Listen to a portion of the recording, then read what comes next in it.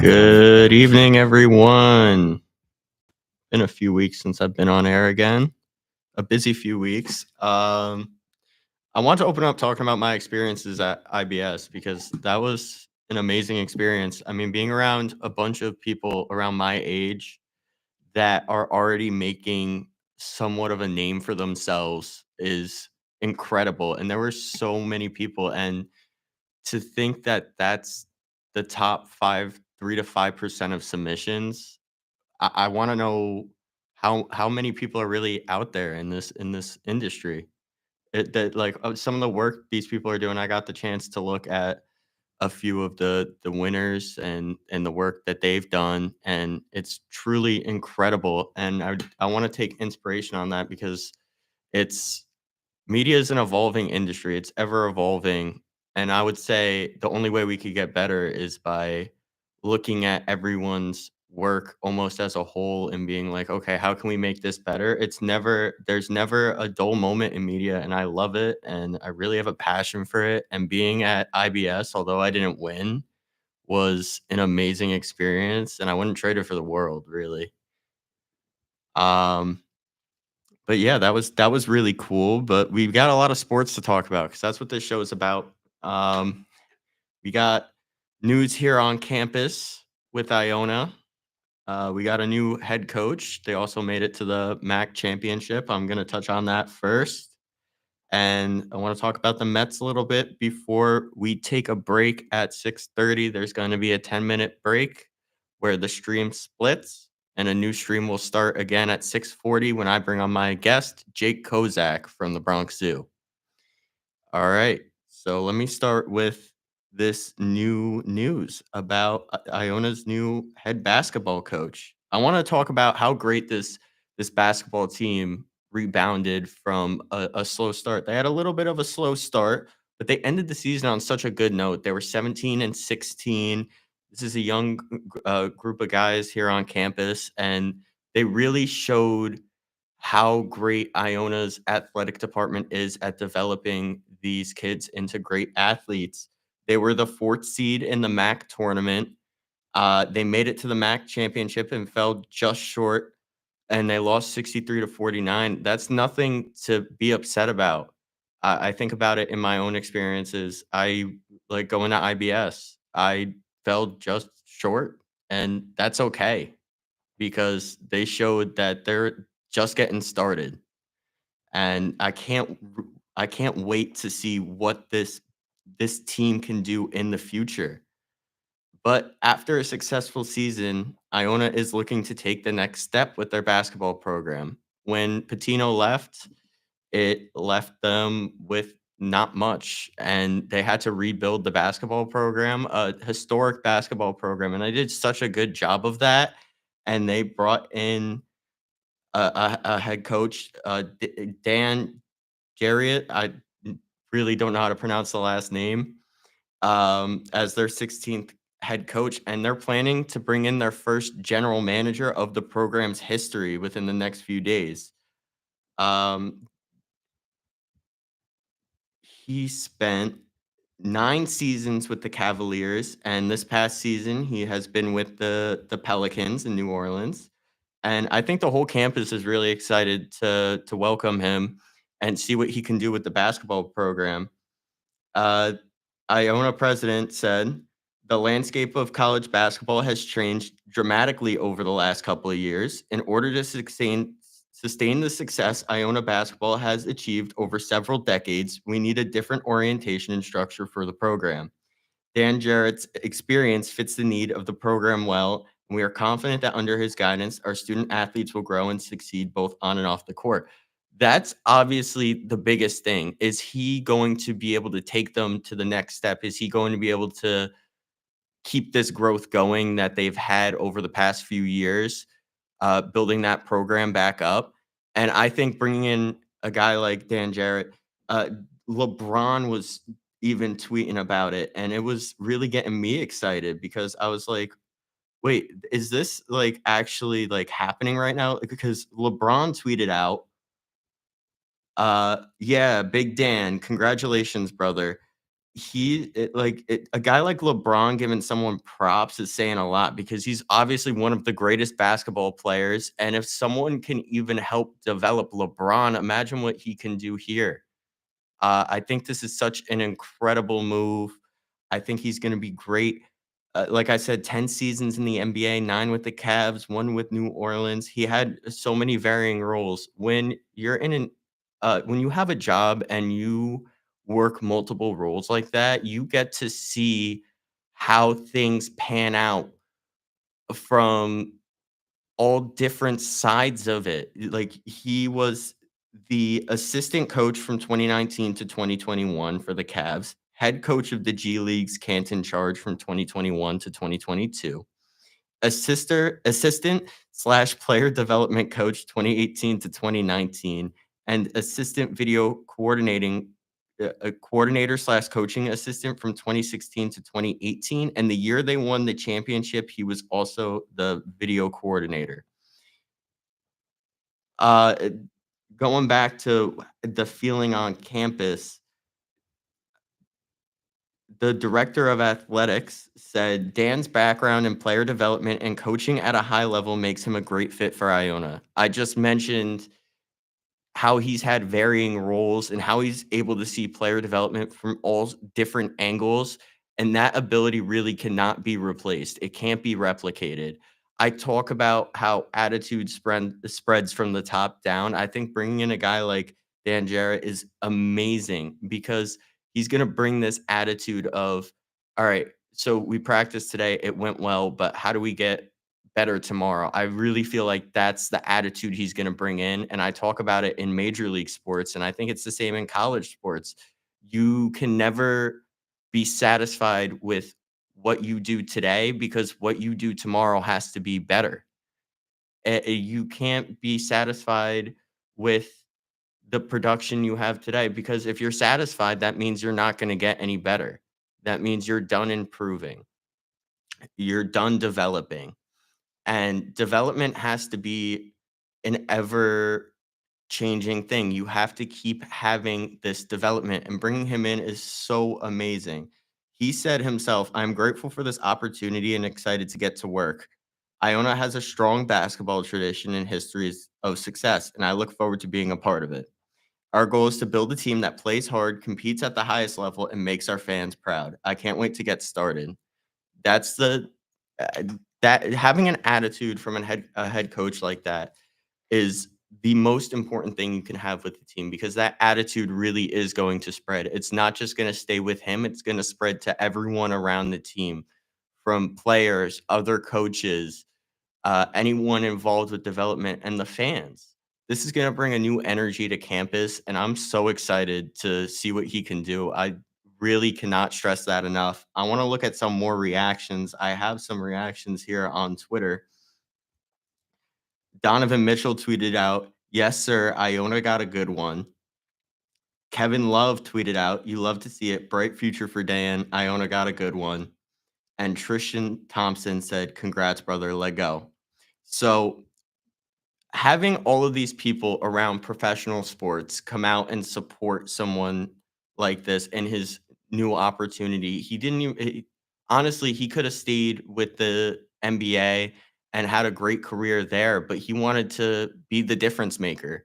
He wanted to be someone that could make a difference to the next generation of basketball players. He didn't want to keep doing the same thing, and having someone that is like that and is able to put aside maybe a lot of people would not go from a professional league to a college league because they would see it as sort of a demotion, but he's really taken this head on, and I can't stress it enough that I feel like he's going to add a great attitude to this basketball program, and I really can't wait for next season. Now I want to move on to the Mets for a little bit. The Mets have set their rotation. They set their rotation as Clay Holmes at the 1, so he's gonna start opening day for the Mets. Tyler McGill at the 2, Griffin Canning at the 3, David Peterson at the 4 slot, and Kodai Senga at the 5. I feel like I keep talking about it week in and week out about how when you go into a season with a rotation full of question marks like this, David Peterson's not a guarantee that he's going to be any good. Griffin Canning had his worst season, the worst season from a qualified starter in over 50 years. And Tyler McGill, who is a guy that's bounced in and out of the rotation for the past 3 years. I feel like the only guy here really that is set in stone is Kodai Senga. You know what Kodai Senga is gonna be. He's gonna be great when he's on the mound, but you have to be careful with him because he's used to pitching in Japan, where they pitch on a 7-day rest schedule, and when you take away those 2 days of rest, it really does have an impact on them. I saw it with Masahiro Tanaka in 2015 when he injured his elbow, and he elected not to get the surgery, but he could have very well elected to get the surgery, and that would have put him out for 2 years, and if something like that were to happen to Kodai Senga, I feel like he would elect to get the surgery because they are the Mets organization. They want to win. The they want to win now, but they also want what's best for their players. And I feel like a guy like Kodai Senga would elect for the surgery.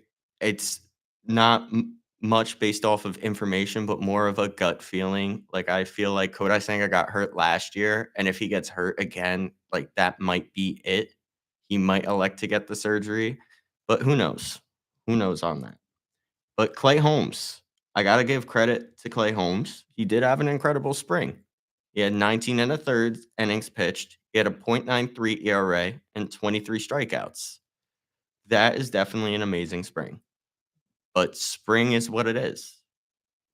How much can you really trust from those spring numbers? How much can you really trust that Clay Holmes can replicate this in the regular season? I feel like Clay Holmes always has an amazing start to the season. And then as he gets that wear and tear on his body, you start to see that skill decline a little. I don't know if these added innings are going to hurt that, or maybe this is what he needs. Maybe he's out of these pressure situations, and maybe this is exactly what he needs. David Stearns thinks it is. The Mets organization definitely thinks it is. This is a move that, yes, he pitched well in the spring, but you can't take away the risk just because he pitched well in the spring. If that were the case, Austin Welch just hit 6 home runs, tied for the lead in spring training. Am I going to say he's going to be the best hitter this year because he had the most home runs in spring training? Of course not. Am I going to say he's prepared for the regular season and I can't wait to see him play? Yes. I'm not going to say Clay Holmes is going to be a great starter because no one knows that yet. No one knows whether or not Clay Holmes is going to be able to replicate this throughout a 162 game season. No one knows if Clay Holmes is going to be able to start 40 games because he has never started before. No one knows what Clay Holmes will be. And I feel like that's the story with the whole Mets rotation is what is this rotation going to be?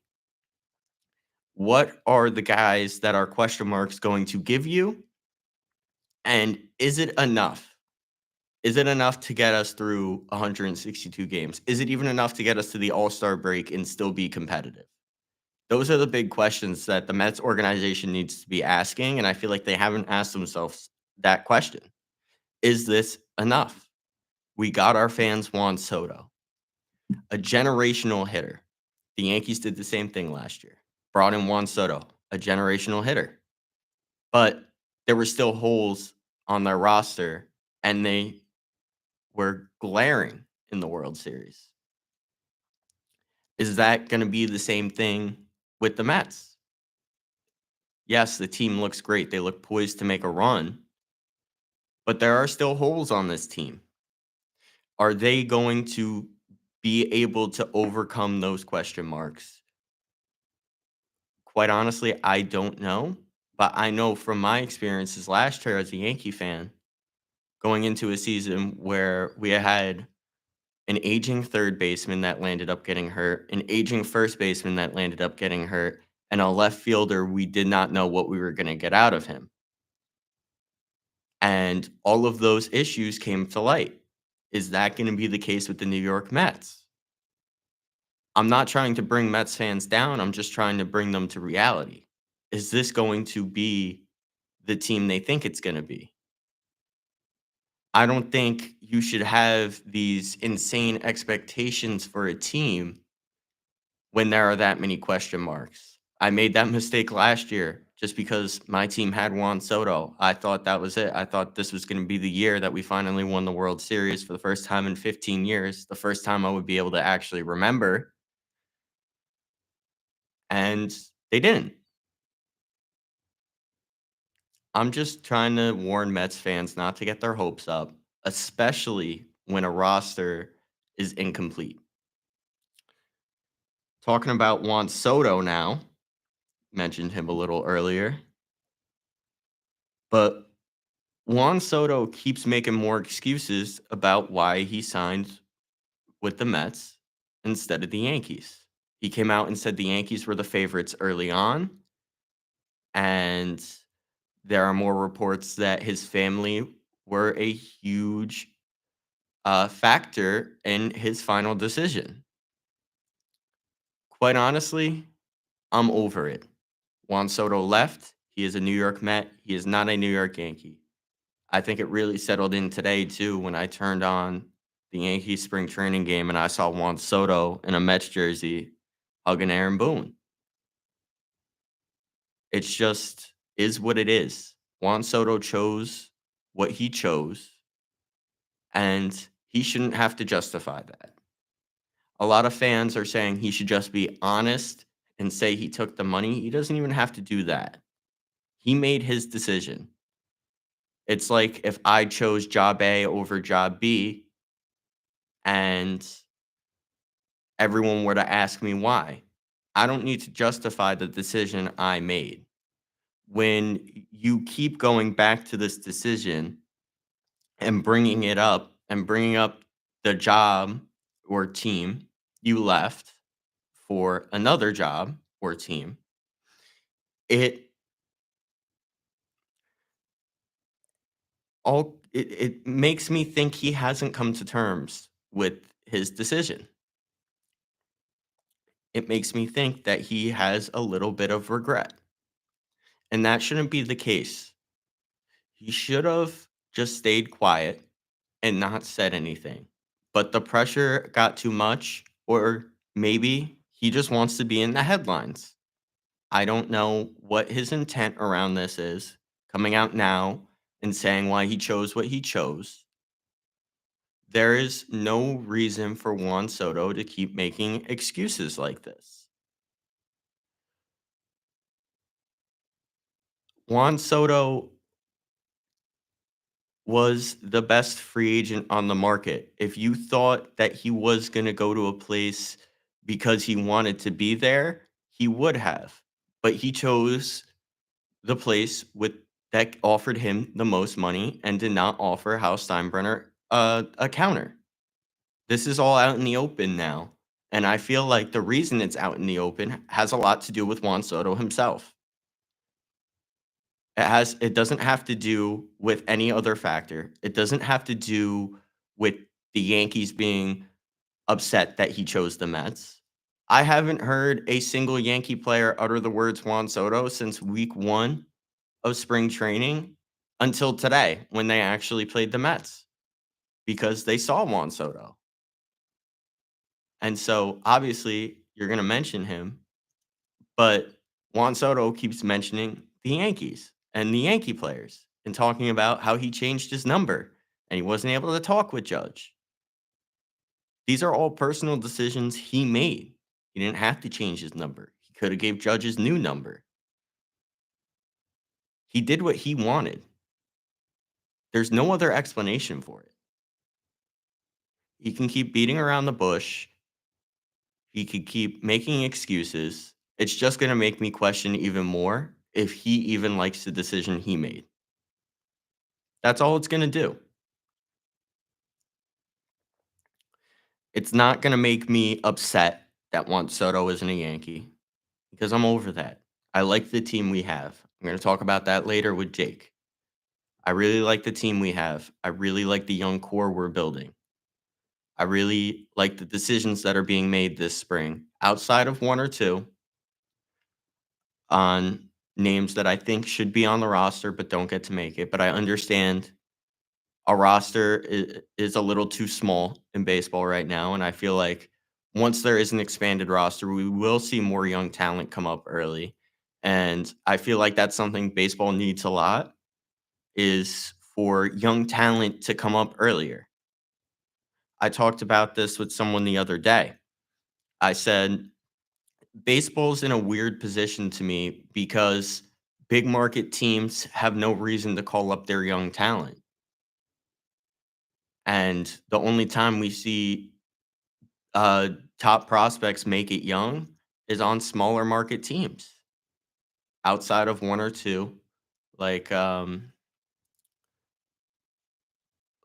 like even when Juan Soto got called up, when he got called up to the Nationals, they had Bryce Harper. They didn't necessarily need to call him up, but his talent was undeniable. Someone's talent shouldn't have to be undeniable for them to be called up because there are many names in the Yankees organization that I think are perfectly ready, and they might be letting them sit in the minors a little too long and hurting their value, like Oswald Peraza, who looks like it might be his last day in Yankee pinstripes today.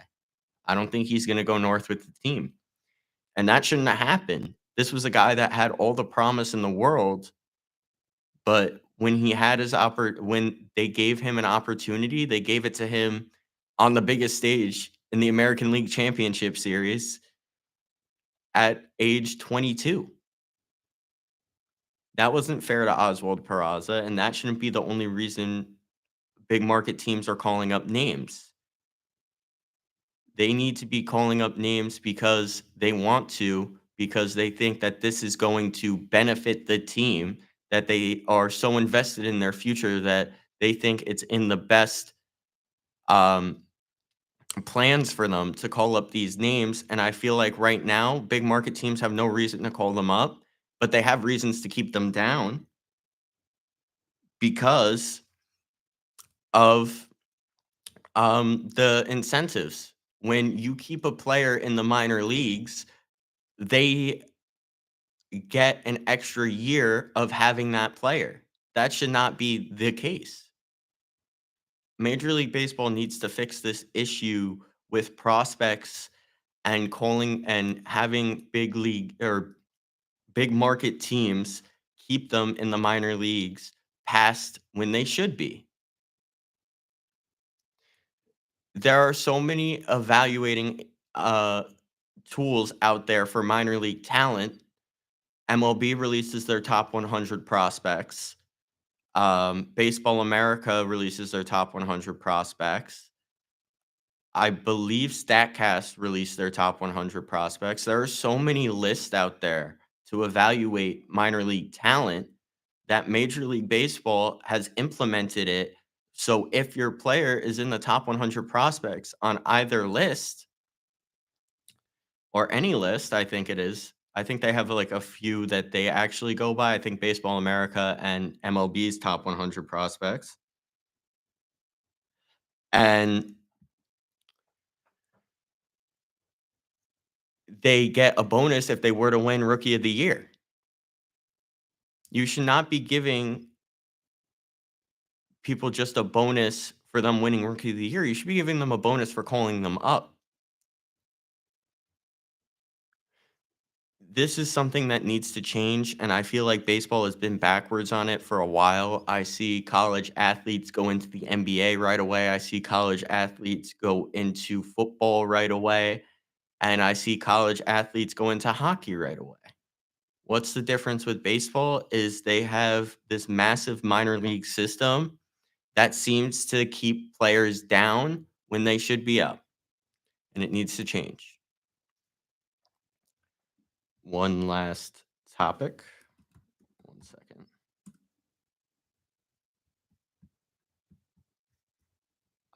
The New York Giants. I talked about how they didn't need to bring in any flashy name at quarterback.